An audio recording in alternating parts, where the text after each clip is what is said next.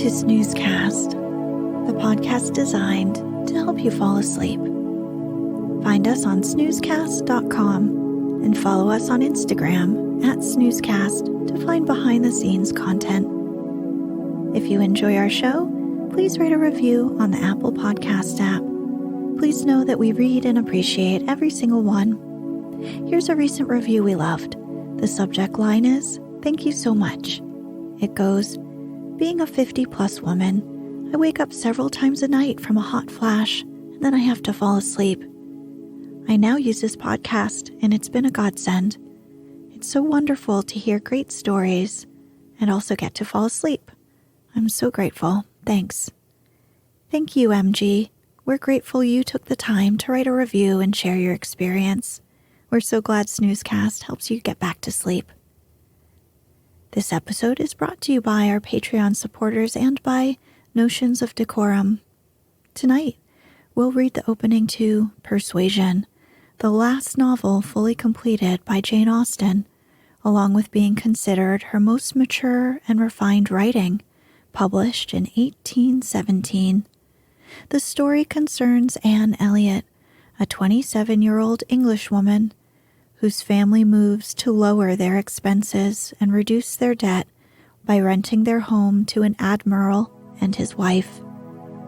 The novel was well received at its debut, but its greater fame came decades later and continues to this day.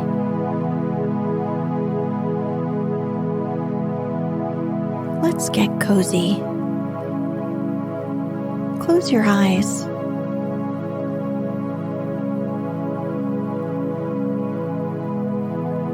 Relax your body into the softness of your bed.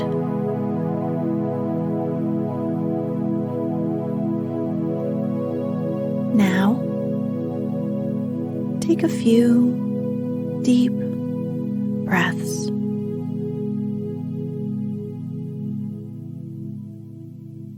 Chapter 1. Sir Walter Elliot of Kellynch Hall was a man who, for his own amusement, never took up any book but the baronetage. There he found occupation for an idle hour and consolation in a distressed one. There his faculties were roused into admiration and respect by contemplating the limited remnant of the earliest patents. There, any unwelcome sensations arising from domestic affairs changed naturally into pity and contempt as he turned over the almost endless creations of the last century. And there, if every other leaf were powerless, he could read his own history with an interest which never failed. This was the page at which the favorite volume always opened. Elliot of Kellynch Hall.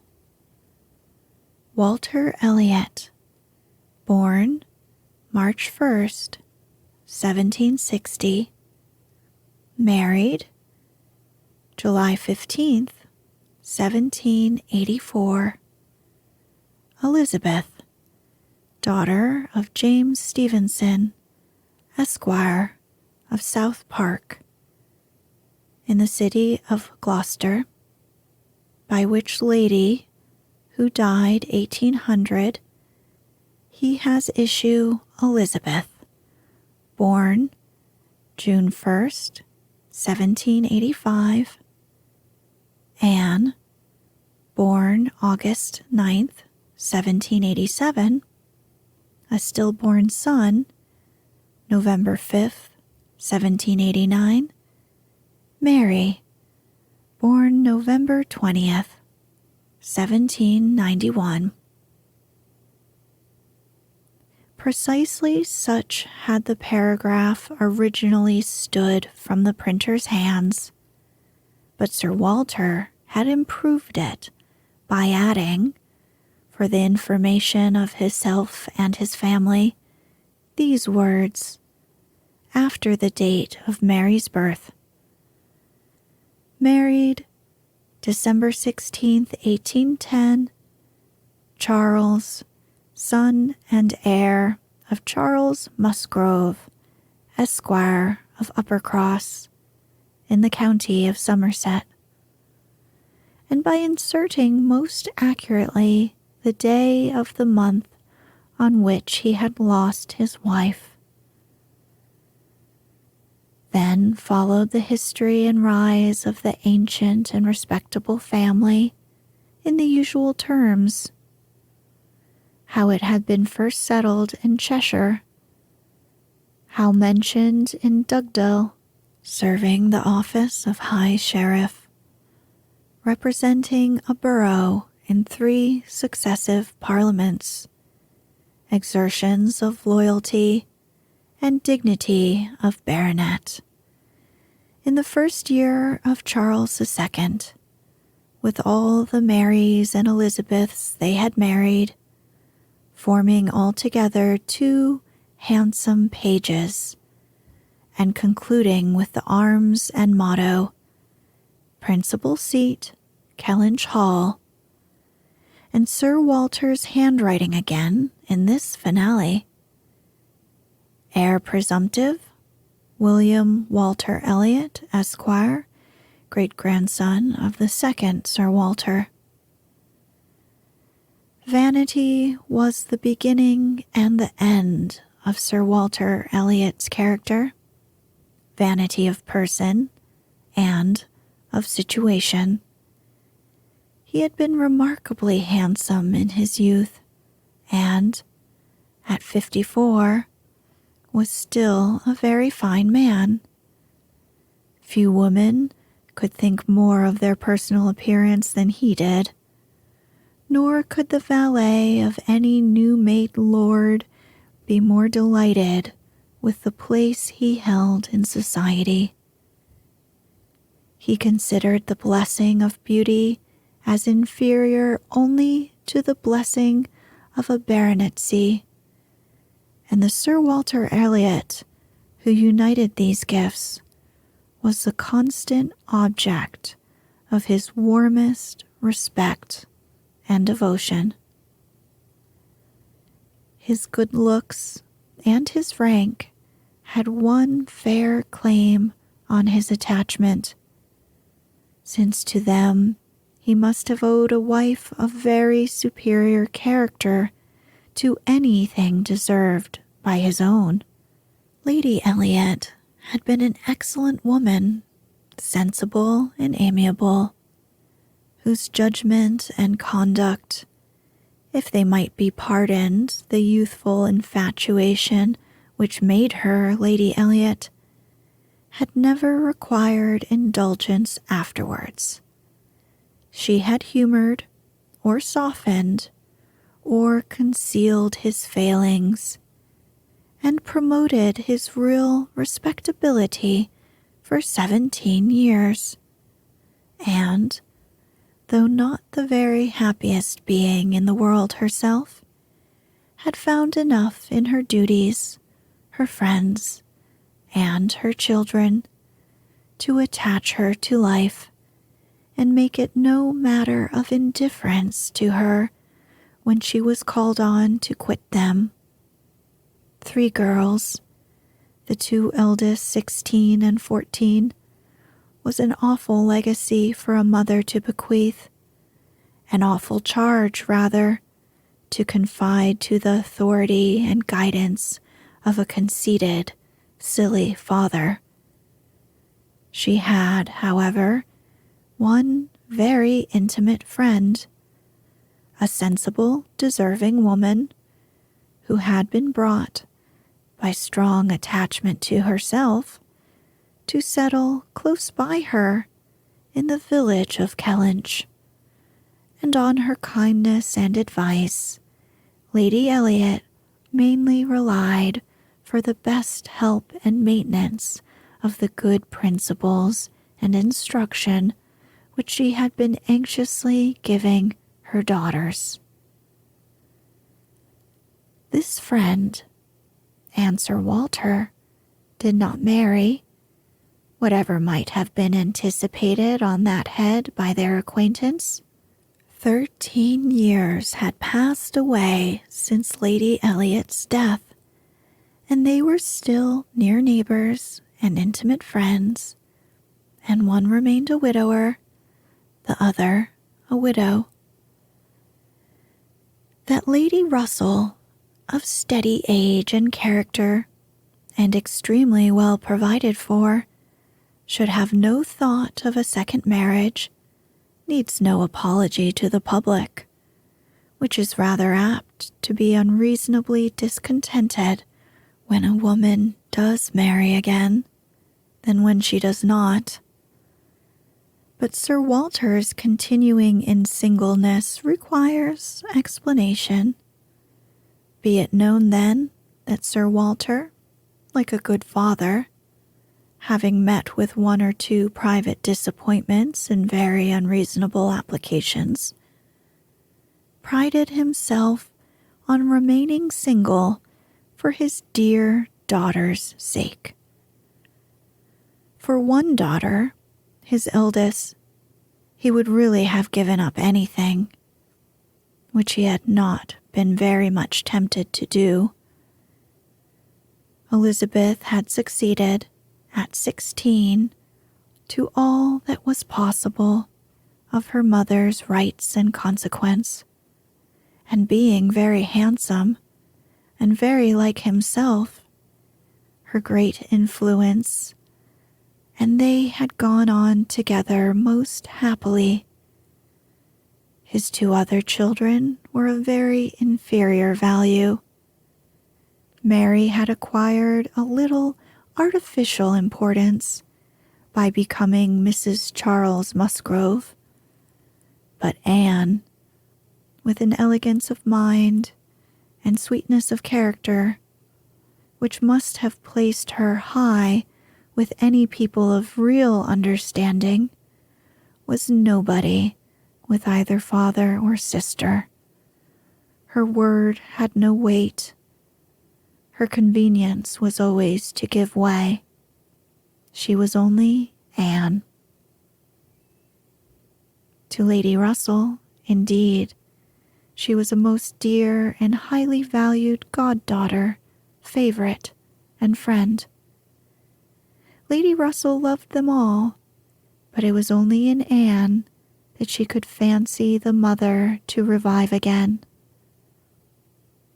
A few years before, Anne Elliot had been a very pretty girl, but her bloom had vanished early, and as even in its height, her father had found little to admire in her. So totally different were her delicate features and mild dark eyes from his own. There could be nothing in them now that she was faded and thin, to excite his esteem. He had never indulged much hope. He had now none of ever reading her name in any other page of his favorite work. All equality of alliance must rest with Elizabeth, for Mary had merely connected herself with an old country family of respectability and large fortune, and had therefore given all the honor and received none. Elizabeth would, one day or other, marry suitably. It sometimes happens that a woman is handsomer at 29 than she was 10 years before, and, generally speaking, if there has been neither ill health nor anxiety, it is a time of life at which scarcely any charm is lost. It was so with Elizabeth, still the most handsome Miss Elliot that she had begun to be 13 years ago, and Sir Walter might be excused, therefore, in forgetting her age, or, at least, be deemed only half a fool, for thinking himself and Elizabeth as blooming as ever, amidst the wreck of the good looks of everybody else. For he could plainly see how old all the rest of his family and acquaintance were growing. Anne haggard, Mary coarse, every face in the neighborhood worsting, and the rapid increase of the crow's foot about Lady Russell's temples had long been a distress to him. Elizabeth did not quite equal her father in personal contentment. 13 years had seen her mistress of Kellynch Hall, presiding and directing with a self-possession and decision which could never have given the idea of her being younger than she was. For 13 years had she been doing the honors and laying down the domestic law at home, and leading the way to the chaise and four, and walking immediately after Lady Russell out of all the drawing-rooms and dining-rooms in the country.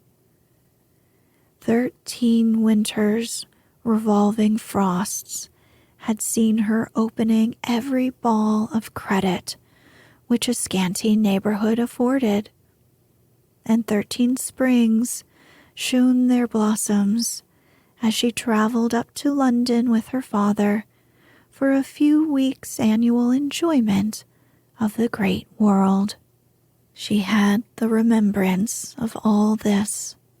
She had the consciousness of being 29 to give her some regrets and some apprehensions. She was fully satisfied of being still quite as handsome as ever, but she felt her approach to the years of danger, and would have rejoiced to be certain of being properly solicited by baronet blood within the next 12 months or so. Then might she again take up the book of books with as much enjoyment as in her early youth. But now she liked it not. Always to be presented with the date of her own birth, and see no marriage follow but that of a youngest sister, made the book an evil, and more than once, when her father had left it open on the table near her, had she closed it with averted eyes and pushed it away. She had had a disappointment, moreover, which that book, and especially the history of her own family, must ever present the remembrance of. The heir presumptive, the very William Walter Elliot, Esquire, whose rights had been so generously supported by her father, had disappointed her. She had, while a very young girl, as soon as she had known him to be, in the event of her having no brother, the future baronet, meant to marry him, and her father had always meant that she should. He had not been known to them as a boy, but soon after Lady Elliot's death, Sir Walter had sought the acquaintance, and though his overtures had not been met with any warmth, he had persevered in seeking it, making allowance for the modest drawing back of youth, and, in one of their spring excursions to London, when Elizabeth was in her first bloom, Mr. Elliot had been forced into the introduction. He was at that time a very young man, just engaged in the study of the law, and Elizabeth found him extremely agreeable, and every plan in his favor was confirmed. He was invited to Kellynch Hall. He was talked of and expected all the rest of the year, but he never came. The following spring, he was seen again in town, found equally agreeable, again encouraged, invited, and expected. And again, he did not come, and the next tidings were that he was married. Instead of pushing his fortune in the line marked out for the heir of the House of Elliot, he had purchased independence by uniting himself to a rich woman of inferior birth. Sir Walter had resented it. As the head of the house, he felt that he ought to have been consulted, especially after taking the young man so publicly by the hand, for they must have been seen together, he observed, once at Tattersall's, and twice in the lobby of the House of Commons. His disapprobation was expressed, but apparently very little regarded.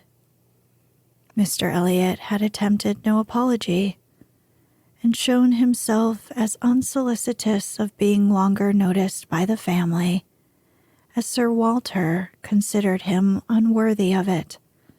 All acquaintance between them had ceased.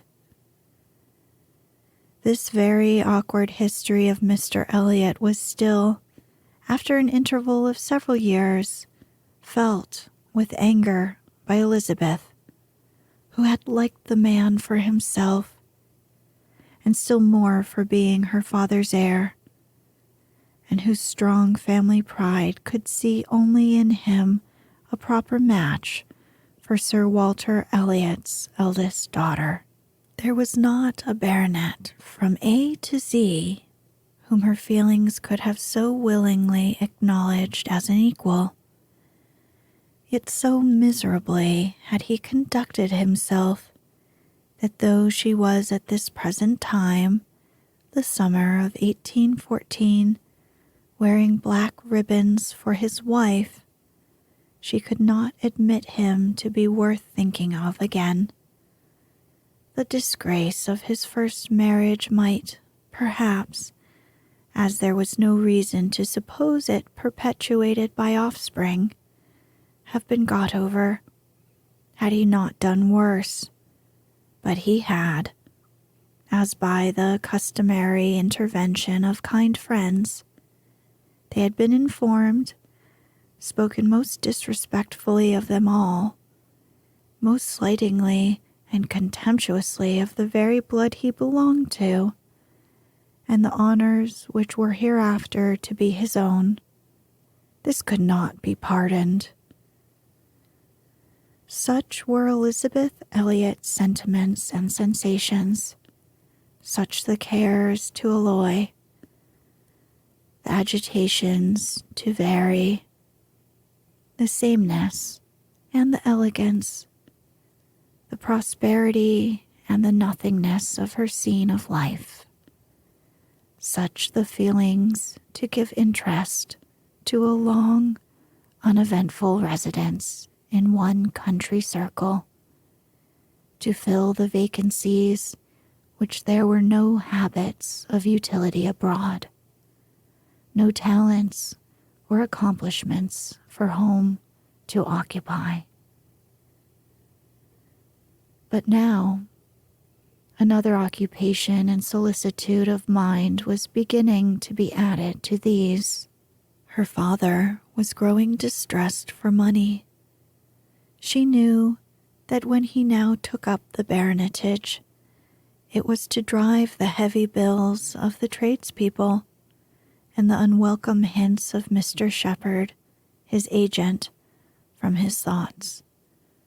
The Kellynch property was good, but not equal to Sir Walter's apprehension of the state required in its possessor. While Lady Elliot lived, there had been method, moderation, and economy, which had just kept him within his income. But with her had died all such right-mindedness, and from that period he had been constantly exceeding it. It had not been possible for him to spend less. He had done nothing but what Sir Walter Elliot was imperiously called on to do. But, blameless as he was not only growing dreadfully in debt, but was hearing of it so often that it became vain to attempt concealing it longer, even partially, from his daughter. He had given her some hints of it the last spring in town. He had gone so far even as to say, "Can we retrench? Does it occur to you that there is any one article in which we can retrench?" And Elizabeth, to do her justice, had, in the first ardor of female alarm, set seriously to think what could be done, and had finally proposed these two branches of economy: to cut off some unnecessary charities, and to refrain from new furnishing, to which expedient she afterwards added the happy thought of their taking no present down to Anne, as had been the usual yearly custom. But these measures, however good in themselves, were insufficient for the real extent of the evil, the whole of which Sir Walter found himself obliged to confess to her soon afterwards. Elizabeth had nothing to propose of deeper efficacy. She felt herself ill-used and unfortunate, as did her father, and they were neither of them able to devise any means of lessening their expenses without compromising their dignity or relinquishing their comforts in a way not to be borne. There was only a small part of his estate that Sir Walter could dispose of, but had every acre been alienable, it would have made no difference. He had condescended to mortgage as far as he had the power, but he would never condescend to sell. No, he would never disgrace his name so far. The Kellynch estate should be transmitted whole and entire, as he had received it. Their two confidential friends, Mr. Shepherd, who lived in the neighboring market town, and Lady Russell, were called to advise them, and both father and daughter seemed to expect that something should be struck out by one or the other to remove their embarrassments and reduce their expenditure without involving the loss of any indulgence of taste or pride. Chapter 2. Mr. Shepherd, a civil, cautious lawyer who, whatever be his hold or his views on Sir Walter, would rather have the disagreeable prompted by anybody else, excused himself from offering the slightest hint, and only begged leave to recommend an implicit reference to the excellent judgment of Lady Russell, from whose known good sense he fully expected to have just such resolute measures advised as he meant to see finally adopted. Lady Russell was most anxiously zealous on the subject, and gave it much serious consideration.